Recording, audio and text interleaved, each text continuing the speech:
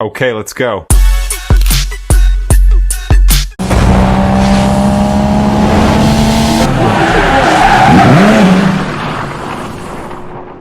Once again welcome to Ashnan automotive. आज हम लोग जो बाइक के ऊपर काम करने वाले हैं वो रहने वाला है बेनेली का इम्पीरियल।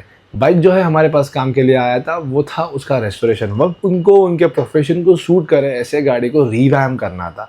तो हम लोगों ने उनको 3-4 ऑप्शंस दिए। उसमें से कस्टमर ने, जो आपको स्क्रीन के ऊपर दिख रहा है, वो ऑप्शन जो है वो चूज़ किया।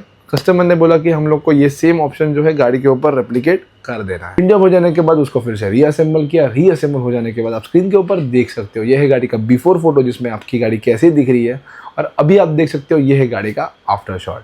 तो अगर आपको भी आपके पुराने और प्यारे बाइक को रेस्टोर करना है और अगले 5 से 10 साल के लिए यूज़ करना है, तो आप 100% हमारे पास उसको लेके आ सकते हो। हमारे पास आपके लिए काफ़ी सारे ऑप्शंस अवेलेबल है। Thank you for watching us. मिलते हैं आपसे अगले वीडियो में।